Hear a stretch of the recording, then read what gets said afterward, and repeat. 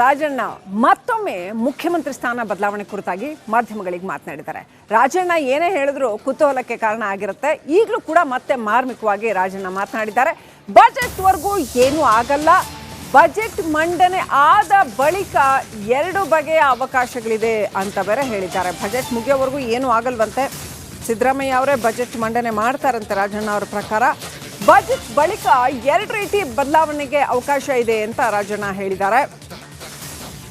ಸಂಪುಟ ಪುನರ್ರಚನೆಗೆ ಹೈಕಮಾಂಡ್ ಅನುಮತಿ ನೀಡಬಹುದು, ಸಿದ್ದರಾಮಯ್ಯಗೆ ಅನುಮತಿಯನ್ನ ಕೊಡಬಹುದು ಅಂತ ಹೇಳಿದ್ದಾರೆ. ಹಾಗೇನಾದ್ರೂ ಆದರೆ ಸಿದ್ದರಾಮಯ್ಯ ಪೂರ್ಣಾವಧಿ ಸಿಎಂ ಆರಾಮಾಗಿ ಮುಂದುವರಿತಾರೆ ಅಂತ. ಅನುಮತಿ ನೀಡದೇ ಇದ್ದರೆ ಇನ್ನೂ ಆ ಬಗ್ಗೆ ನಿರ್ಧಾರವಾಗಿಲ್ಲ ಅಂತ ಹೇಳಿದ್ದಾರೆ.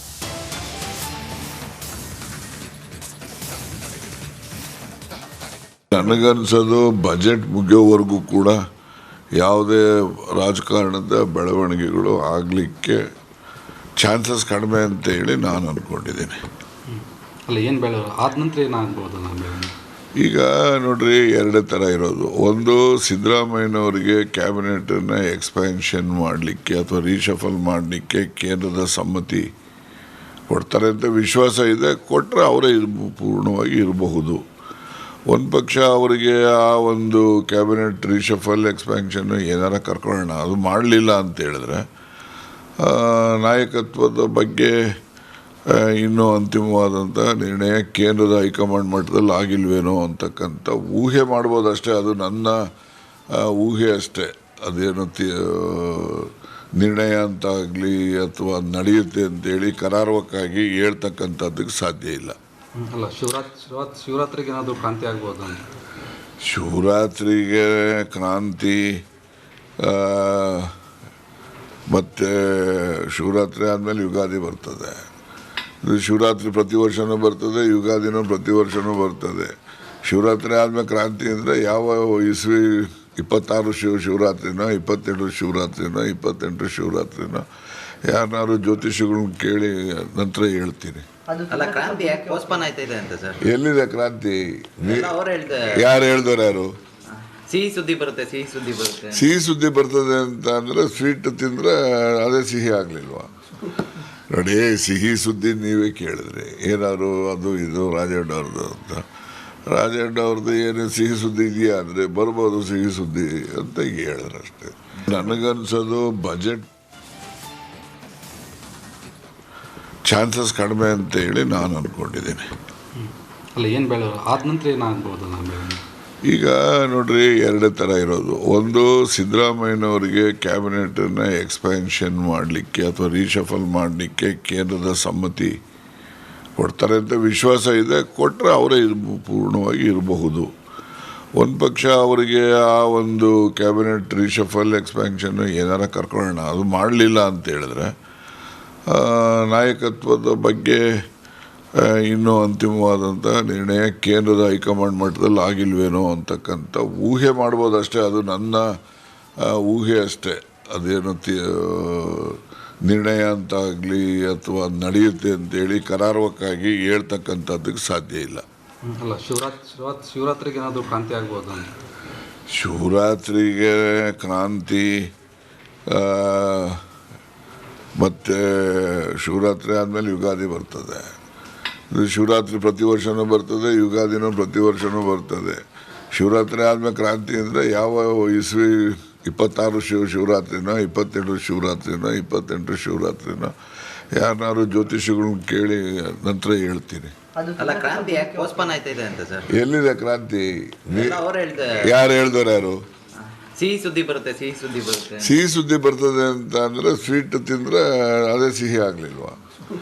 ನೋಡಿ, ಸಿಹಿ ಸುದ್ದಿ ನೀವೇ ಕೇಳಿದ್ರಿ. ಏನಾದ್ರು ಅದು ಇದು ರಾಜಣ್ಣ ಅವ್ರದ್ದು ಅಂತ. ರಾಜಣ್ಣ ಅವ್ರದ್ದು ಏನು ಸಿಹಿ ಸುದ್ದಿ ಇದೆಯಾ ಅಂದರೆ ಬರ್ಬೋದು ಸಿಹಿ ಸುದ್ದಿ ಅಂತ ಹೇಳಿದ್ರು ಅಷ್ಟೇ. ನನಗನ್ಸೋದು ಬಜೆಟ್ ಚಾನ್ಸಸ್ ಕಡಿಮೆ ಅಂತ ಹೇಳಿ ನಾನು ಅಂದ್ಕೊಂಡಿದ್ದೀನಿ. ಅಲ್ಲ, ಏನು ಆದ ನಂತರ ಏನಾಗ್ಬೋದು? ಈಗ ನೋಡ್ರಿ, 2 ಥರ ಇರೋದು. ಒಂದು, ಸಿದ್ದರಾಮಯ್ಯನವರಿಗೆ ಕ್ಯಾಬಿನೆಟನ್ನು ಎಕ್ಸ್ಪ್ಯಾನ್ಷನ್ ಮಾಡಲಿಕ್ಕೆ ಅಥವಾ ರೀಶಫಲ್ ಮಾಡಲಿಕ್ಕೆ ಕೇಂದ್ರದ ಸಮ್ಮತಿ ಕೊಡ್ತಾರೆ ಅಂತ ವಿಶ್ವಾಸ ಇದೆ. ಕೊಟ್ಟರೆ ಅವರೇ ಪೂರ್ಣವಾಗಿ ಇರಬಹುದು. ಒಂದು ಪಕ್ಷ ಅವರಿಗೆ ಆ ಒಂದು ಕ್ಯಾಬಿನೆಟ್ ರಿಷಫಲ್ ಎಕ್ಸ್ಪ್ಯಾನ್ಷನ್ ಏನಾರ ಕರ್ಕೊಳ್ಳೋಣ, ಅದು ಮಾಡಲಿಲ್ಲ ಅಂತ ಹೇಳಿದ್ರೆ ನಾಯಕತ್ವದ ಬಗ್ಗೆ ಇನ್ನೂ ಅಂತಿಮವಾದಂಥ ನಿರ್ಣಯ ಕೇಂದ್ರದ ಹೈಕಮಾಂಡ್ ಮಟ್ಟದಲ್ಲಿ ಆಗಿಲ್ವೇನೋ ಅಂತಕ್ಕಂಥ ಊಹೆ ಮಾಡ್ಬೋದು ಅಷ್ಟೇ. ಅದು ನನ್ನ ಊಹೆ ಅಷ್ಟೇ. ಅದೇನು ನಿರ್ಣಯ ಅಂತ ಆಗಲಿ ಅಥವಾ ನಡೆಯುತ್ತೆ ಅಂತೇಳಿ ಕರಾರುವಕ್ಕಾಗಿ ಹೇಳ್ತಕ್ಕಂಥದ್ದಕ್ಕೆ ಸಾಧ್ಯ ಇಲ್ಲ. ಅಲ್ಲ, ಶಿವರಾತ್ರಿಗೆ ಏನಾದರೂ ಕ್ರಾಂತಿ ಆಗ್ಬೋದು ಅಂತ. ಶಿವರಾತ್ರಿಗೆ ಕ್ರಾಂತಿ ಮತ್ತು ಶಿವರಾತ್ರಿ ಆದಮೇಲೆ ಯುಗಾದಿ ಬರ್ತದೆ.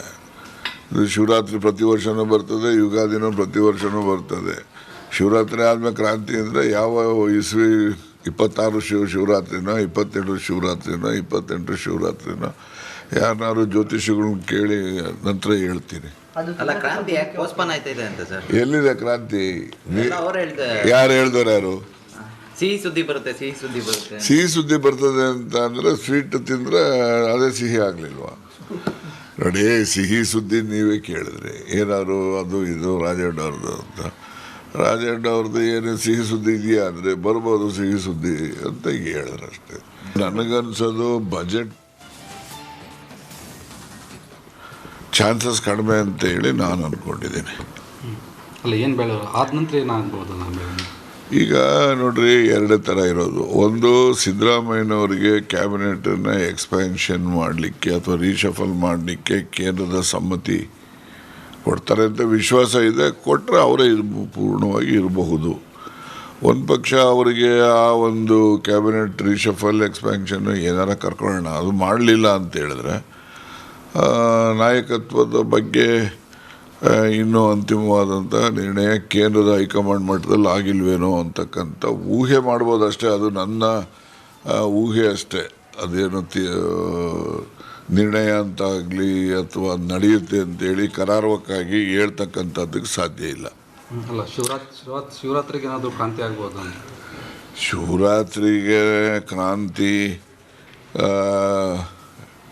ಮತ್ತು ಶಿವರಾತ್ರಿ ಆದಮೇಲೆ ಯುಗಾದಿ ಬರ್ತದೆ.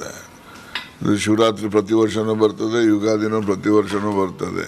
ಶಿವರಾತ್ರಿ ಆದಮೇಲೆ ಕ್ರಾಂತಿ ಅಂದರೆ ಯಾವ ಇಸ್ವಿ 26 ಶಿವರಾತ್ರಿನೋ 27 ಶಿವರಾತ್ರಿನೋ 28 ಶಿವರಾತ್ರಿನೋ ಯಾರನ್ನಾರು ಜ್ಯೋತಿಷಿಗಳನ್ನ ಕೇಳಿ ನಂತರ ಹೇಳ್ತೀನಿ. ಅಲ್ಲ, ಕ್ರಾಂತಿ ಯಾಕೆ ಪೋಸ್ಟ್ಪೋನ್ ಆಯ್ತಾ ಇದೆ ಅಂತ ಸರ್? ಎಲ್ಲಿದೆ ಕ್ರಾಂತಿ? ಅವ್ರು ಹೇಳ್ತಾರೆ. ಯಾರು ಹೇಳ್ದವ್ರು? ಯಾರು?